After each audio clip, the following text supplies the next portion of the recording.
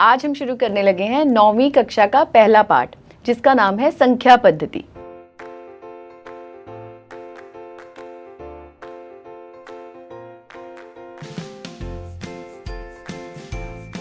लेकिन उसे शुरू करने से पहले हम कुछ गणितज्ञों के बारे में जान लेते हैं। आज हम 3 गणितज्ञों की बात करेंगे, जिनमें सबसे पहले हैं पाइथागोरस।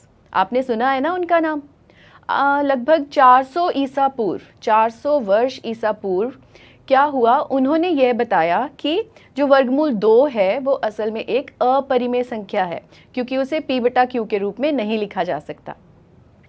और 1870 के आसपास जर्मनी के 2 गणितज्ञ थे, जी कैंटर और R.D. डिकेट। उन्होंने ये कहा कि प्रत्येक वास्तविक संख्या के संगत वास्तविक संख्या रेखा पर एक बिंदु होता है और संख्या रेखा के प्रत्येक बिंदु के संगत एक अद्वितीय वास्तविक संख्या होती है। ये दिखने में जितना कठिन लग रहा है उतना है नहीं।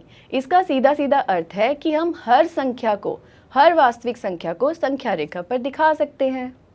और इसका उल्टा भी सच है, यानी संख्या रेखा के हर बिंदु पर कोई ना कोई वास्तविक संख्या होती है। ठीक है, अब हम बात करते हैं आर्किमिडीज की। आपने उनका नाम भी पहले सुना होगा। वे यूनान के एक प्रबुद्ध नागरिक थे, जिन्होंने पाई के दशमलव प्रसार को सबसे पहले अंकों में अभिकलित किया था। हम समझते हैं कि पाई का मान है 22/7, किंतु वह सही मान नहीं है। असल में पाई का मान 22/7 से कुछ कम या कुछ ज़्यादा है। उन्होंने पहली बार पाई का सही मान अंकों में अभिकलित किया। तो अब हम तैयार हैं अपना पाठ शुरू करने के लिए। तो शुरू करें। संख्या पद्धति। आप बताइए कि संख्याओं की शुरुआत कैसे हुई होगी? इसके बारे में बहुत सी कहानियाँ प्रचलित हैं। जैसे सबसे पहली, कुछ लोग समझते हैं कि जो भेड़ें चरवाने वाला एक चरवाहा था, उसने अपनी भेड़ों की गिनती रखने के लिए गिनती की शुरुआत की। तो कुछ लोग कहते हैं कि एक शिकारी था, उसने अपने शिकारों को गिनने के लिए इसकी शुरुआत की। उनके गिनने के तरीके भी अलग अलग थे।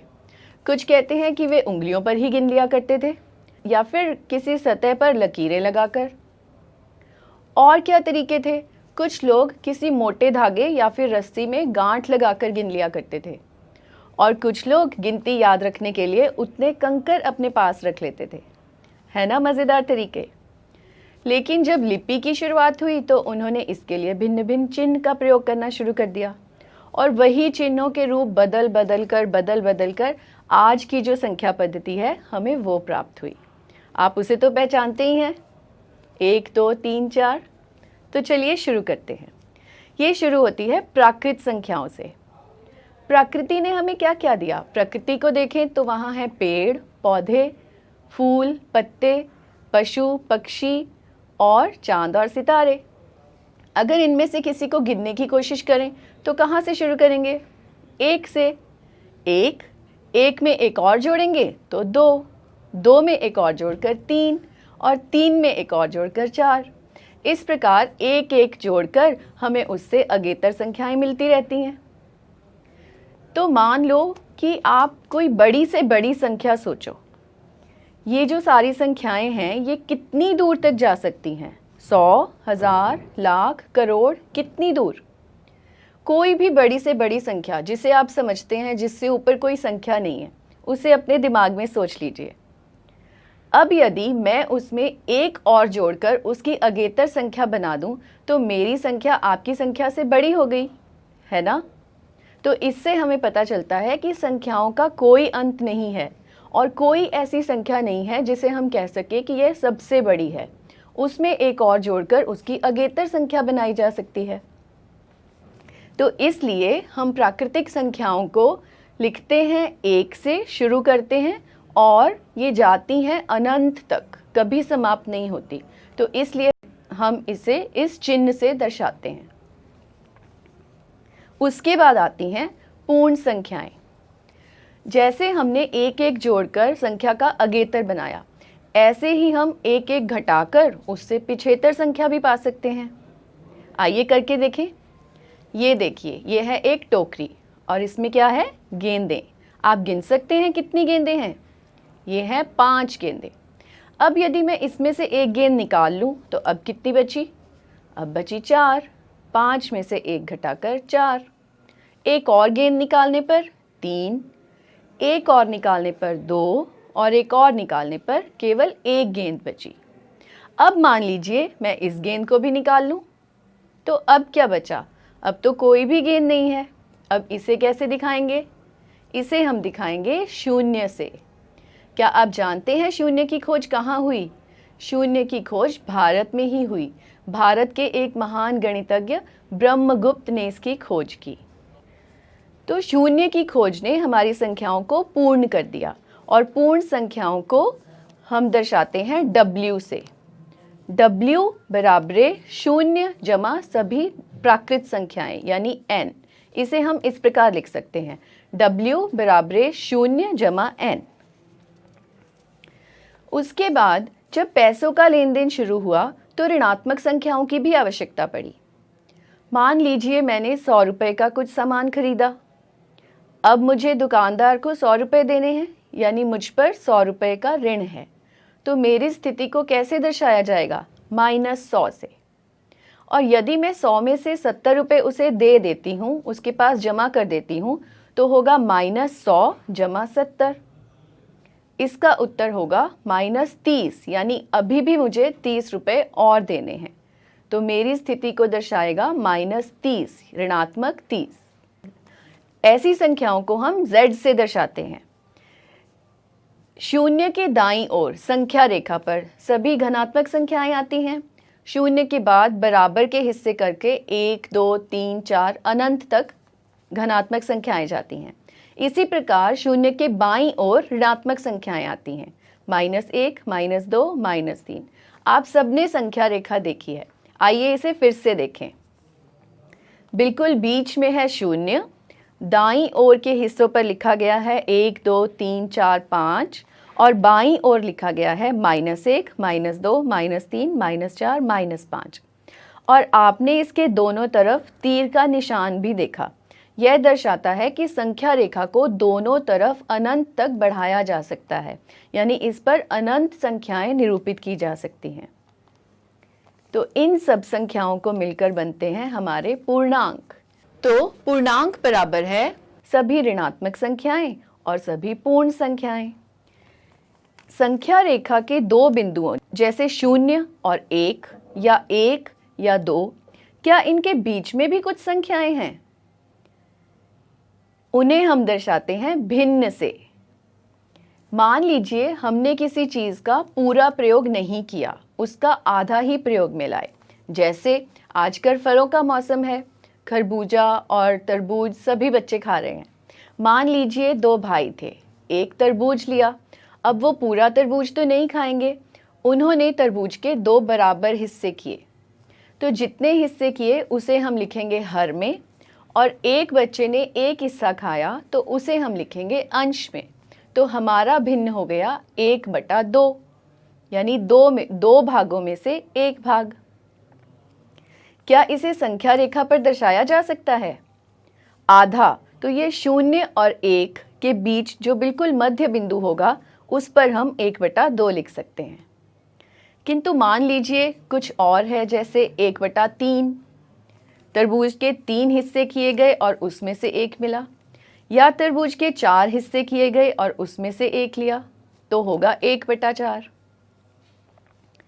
एक और रूप देखिए, 1/2 या फिर तरबूज के 4 हिस्से करने पर मैंने उसमें से 2 हिस्से ले लिए, तो उसे हम कैसे दिखाएंगे? 2/4। अगर आप ध्यान से देखेंगे तो पाएंगे कि 1/2 और 2/4 ये एक ही चीज़ को दर्शा रहा है। दोनों का अर्थ है आधा तरबूज। यदि मैं कुछ और रूपों में लिखना चाहूँ, जैसे 4/8, वो भी यही बात है, 8/16 या 16/32, ये सब भिन्न हैं। यदि मैं इन्हें काट कर छोटे से छोटे रूप में लिखूं, यानी इस प्रकार से लिखूं कि अंश और हर का कोई भी गुणनखंड कॉमन ना हो, दोनों में ना हो, यानी कोई भी ऐसी संख्या ना हो जो दोनों को विभाजित करे, तो फिर वह भिन्न बन जाएगा एक परिमेय संख्या। परिमेय संख्या की पहचान यही है, जिसे हम P/Q के रूप में लिख सकते हैं, जहां Q बराबर 0 नहीं है और जहां P और Q सह अभाज्य हैं, यानी उनका कोई भी गुणनखंड ऐसा नहीं है जो दोनों को विभाजित करता है। परिमेय संख्याएं धनात्मक भी हो सकती हैं और ऋणात्मक भी। परिमेय संख्याएं भी दो प्रकार की होती हैं। जब हम इनका दशमलव प्रसार देखते हैं तो कुछ संख्याएं ऐसी होती हैं जिनका दशमलव प्रसार शांत होता है, उसका अंत हो जाता है, किंतु कुछ परिमेय संख्याएं ऐसी होती हैं जिन्हें भाग करने पर उनका कभी अंत ही नहीं होता, शेष में शून्य कभी नहीं आता। कोई एक संख्या या दो या तीन या कितनी भी संख्याएं बार बार आना शुरू कर देती हैं। ऐसी संख्याओं को हम कहते हैं कि इनका दशमलव प्रसार है अशांत आवर्ती, क्योंकि वह कभी खत्म नहीं हो रहा और कोई संख्या बार बार आ रही है। आइए हम कुछ उदाहरण देखिए।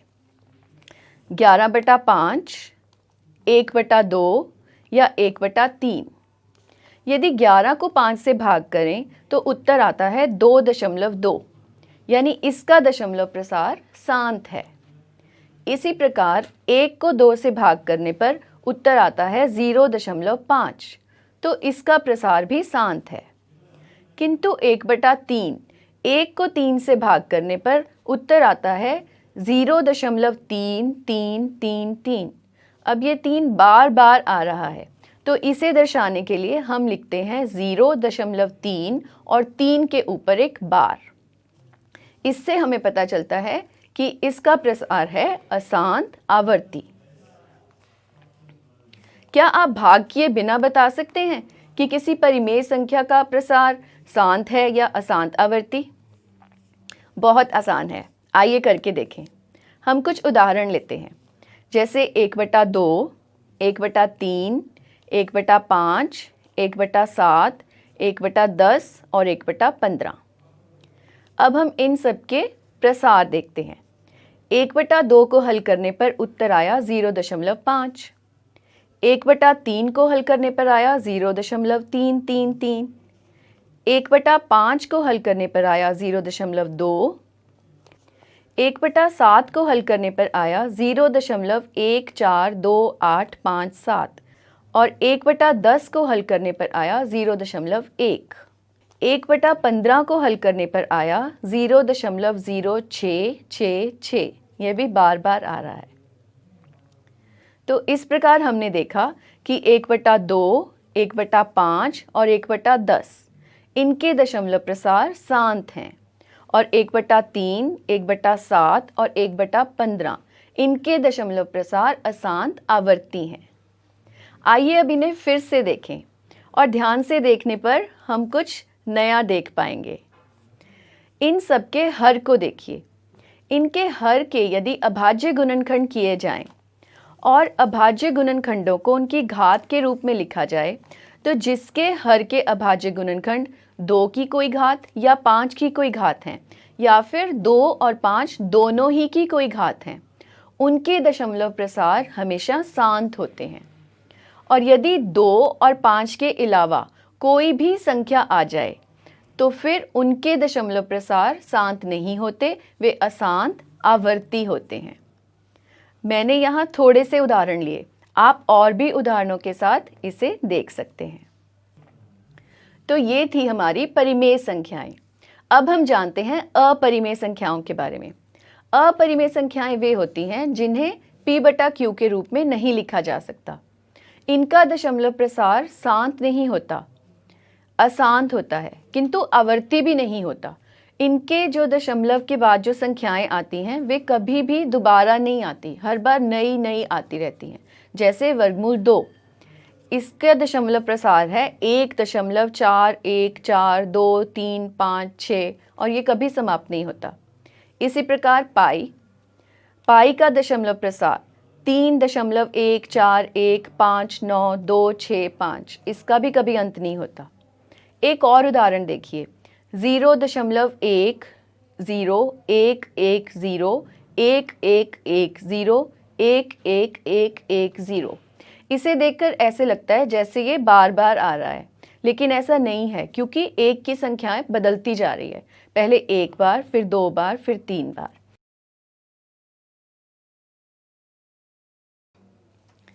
हमारी जो संख्या रेखा है वह अपने आप में पूर्ण है। सभी वास्तविक संख्याएं यानी प्राकृत, पूर्ण, पूर्णांक, परिमेय और अपरिमेय, इन सभी को संख्या रेखा पर दिखाया जा सकता है। आइए हम देखें। हम कुछ संख्याएं लेते हैं और उसे संख्या रेखा पर दिखाते हैं। सबसे पहले 3 दिखाने के लिए आप क्या करेंगे? 0 के दाईं ओर जो बराबर भाग किए गए हैं उनमें सबसे पहला 1 है, फिर 2, फिर 3, यानी इस बिंदु पर 3 होगा। अब हम लेते हैं ऋणात्मक 2। इसके लिए हमें किस ओर जाना होगा? हमें शून्य के बाईं ओर जाना होगा, -1 और -2। और -3, इसके लिए हमें थोड़ा और आगे जाना होगा, -3। अब 2 के लिए फिर से हमें शून्य के दाईं ओर जाना होगा क्योंकि ये धनात्मक है। 6 के लिए भी हमें इसी ओर थोड़ी और आगे जाना होगा, 1, 2, 3, 4, 5 और ये 6। अब आ गया 1/2। इसे कैसे दिखाएंगे? हमने पहले भी बात की, 0 और 1 के बिल्कुल मध्य बिंदु पर इसे दर्शा सकते हैं। इसे दर्शाने का कुछ आसान तरीके हम आगे देखेंगे। उसके बाद आ गया वर्गमूल 2, जो कि एक अपरिमेय संख्या है। इसे कैसे दर्शाएं? आइए इसे दर्शाने की विधि जानते हैं। तो आइए हम देखते हैं कि वर्गमूल 2 को संख्या रेखा पर कैसे दर्शा सकते हैं। लेकिन यह जानने से पहले हमें पाइथागोरस प्रमेय के बारे में पता होना चाहिए। आप जानते हैं इसके बारे में? आपने पिछली कक्षाओं में भी किया होगा। इसके लिए हमें चाहिए होता है एक समकोण त्रिभुज। यदि समकोण त्रिभुज का बेस b है और उसका जो लंब है वो a है, तो पाइथागोरस थ्योरम ये कहती है कि a² जमा b² बराबर उसके कर्ण का स्क्वायर होगा, यानी c का स्क्वायर। ये सब आप जानते हैं ना? यदि जानते हैं तो हम इसे करने के लिए तैयार हैं। तो आइए शुरू करते हैं। इसके लिए सबसे पहले हम लेंगे एक संख्या रेखा।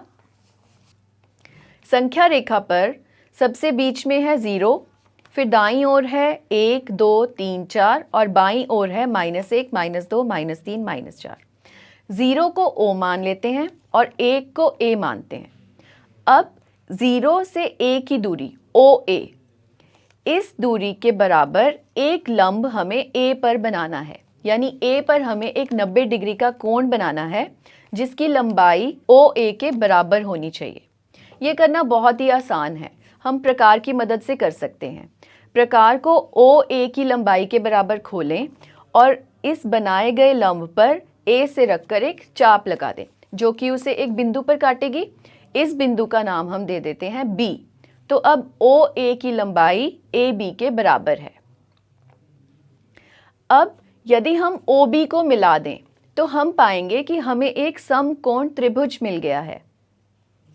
इस समकोण त्रिभुज में OA आधार है, AB उसका लंब है और OB है उसका कर्ण, यानी OB² बराबर होगा OA² जमा AB²। क्योंकि OA की लंबाई भी 1 है और AB की लंबाई भी 1 है, तो 1² जमा 1² बराबर कर्ण का स्क्वायर, यानी 1 जमा 1 बराबर कर्ण का स्क्वायर, यानी कर्ण बराबर वर्गमूल 2। तो यहाँ से हमें पता चलता है कि OB की लंबाई वर्गमूल 2 है। यदि इस लंबाई को हम संख्या रेखा पर दिखाना चाहें तो उसके लिए हम प्रकार को OB जितना खोल लेंगे और O पर रखकर उतनी चाप संख्या रेखा पर लगाएंगे। मान लीजिए कि इस चाप ने संख्या रेखा को C पर काटा, तो OC लंबाई वर्गमूल 2 है। तो हमने पाया C बिंदु जो कि वर्गमूल 2 के बराबर है। इसी प्रकार हम वर्गमूल 3 को भी संख्या रेखा पर दिखा सकते हैं। आइए देखें कैसे। उसके लिए इसी चित्र में हम OB को आधार मान लेंगे और अब एक लंब गिराएंगे B पर, मतलब 90 डिग्री का कोण B पर बनाएंगे। अब इस 90 डिग्री के कोण की लंबाई को भी एक ही इकाई रखेंगे, तो हमें एक बिंदु प्राप्त होता है D। OD को मिलाने पर पाएंगे कि हमें एक और समकोण त्रिभुज मिला है OBD। और हम ये भी देखेंगे कि जो OD की लंबाई है वह होगी OB² जमा DB स्क्वायर के बराबर। OB स्क्वायर यानी वर्गमूल 2 का स्क्वायर, DB स्क्वायर यानी 1 का स्क्वायर बराबरे OD यानी कर्ण का स्क्वायर। तो वर्गमूल 2 का स्क्वायर यानी 2, 1 का स्क्वायर यानी 1 बराबरे कर्ण का स्क्वायर। तो 2 जमा 1 बराबरे कर्ण का स्क्वायर यानी 3 बराबरे कर्ण का स्क्वायर, और कर्ण यानी OD की लंबाई आ गई वर्गमूल 3। अब OD के बराबर प्रकार को खोलकर हम उतनी ही चाप संख्या रेखा पर लगा सकते हैं, जिससे हमें एक और बिंदु प्राप्त हुआ। मान लीजिए उसका नाम हमने रखा E। तो अब OE बराबरे है वर्गमूल 3। इसी प्रकार आप वर्गमूल 4, वर्गमूल 5, वर्गमूल 6 आदि को भी संख्या रेखा पर दिखा सकते हैं। क्या परिमेय संख्याओं को कुछ आसान तरीकों से संख्या रेखा पर दिखाया जा सकता है? हाँ, आइए देखें कैसे। यदि हम परिमेय संख्याओं को भाग करके दशमलव रूप में लिख लें, तो संख्या रेखा को ध्यान से देखने पर पाएंगे कि दो बिंदुओं के जो बीच की दूरी है उसके भी कुछ छोटे छोटे भाग किए गए होते हैं। 1 और 2 के बीच के हिस्से के भी 10 बराबर भाग किए गए हैं, जिसे हम यूं दिखा सकते हैं 1.1, 1.2, 1.3, 1.4 आदि। तो क्या हम परिमेय संख्याओं को भी संख्या रेखा पर दिखा सकते हैं? जी हाँ, दिखा सकते हैं। आइए देखें कैसे। मान लीजिए कि हमारे पास एक संख्या है 2.25। हमने परिमेय संख्या को भाग करके उसका दशमलव प्रसार जाना, जो था 2.25। अब इसे संख्या रेखा पर दिखाना बहुत आसान है। देखिए, 2 और 3 के बीच के हिस्से को जब हम बड़ा करके देखेंगे तो हम पाएंगे कि उसके भी 10 बराबर हिस्से किए गए हैं। उन्हें हम मान सकते हैं 2.1, 2.2, 2.3, 2.4 आदि।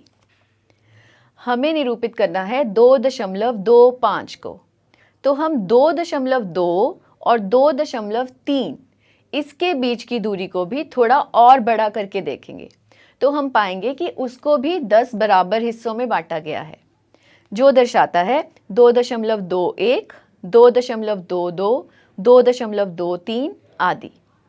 तो इसमें से हम जाएंगे 2.25 तक, और यही हमारी उस परिमेय संख्या को दर्शाता है। अब देखते हैं एक और संख्या। मान लीजिए हमारी संख्या का दशमलव प्रसार है 5.378। तो अब हम जाएंगे 5 और 6 के बीच की दूरी पर। इसे बड़ा करके देखने पर हम पाएंगे 5.1, 5.2, 5.3 आदि। 5.3 और 5.4 को बड़ा करने पर उसके बीच के 10 भाग दिखाई देंगे। 5.31, 5.32, 5.33। हमें चाहिए 5.37। तो 5.37 और 5.38 इनके बीच की दूरी को भी फिर से बड़ा करने पर 10 और भाग मिलेंगे। 5.371, 5.372 आदि। तो हमारा बिंदु होगा 5.378। इस प्रकार से आप भी अन्य उदाहरणों के साथ इसे अपने आप करके देख सकते हैं। तो बच्चों, आज हमने की वास्तविक संख्याएं, जिनमें थी प्राकृत संख्याएं जिन्हें हम n से दर्शाते हैं, जो 1 से शुरू होती हैं और अनंत तक जाती हैं। फिर हमने की पूर्ण संख्याएं, जो 0 से शुरू होकर अनंत तक जाती हैं। फिर पूर्णांक, जिसमें ऋणात्मक संख्याएं भी आती हैं। उसके बाद परिमेय संख्याएं, जो ऋणात्मक भी हो सकती हैं और धनात्मक भी। इन्हें हम भिन्न के रूप में जानते हैं। उसके बाद हमने की अपरिमेय संख्याएं, जैसे वर्गमूल 2, वर्गमूल 3 और पाई। अब थोड़े से प्रश्नों के उत्तर दीजिए। किन्हीं दो परिमेय संख्याओं के बीच डैश परिमेय संख्याएं होती हैं? 1, 2, कोई नहीं, या अनंत? अनंत होती हैं। हमने जाना कि संख्या रेखा पर अनंत संख्याएं हैं। पाई एक डैश संख्या है, प्राकृत, अपरिमेय, परिमेय या पूर्ण? पाई एक अपरिमेय संख्या है। तो बच्चों, ये था हमारा पाठ संख्या पद्धति। आप अपने घर में पढ़ते रहिए, खुश रहिए और स्वस्थ रहिए। धन्यवाद।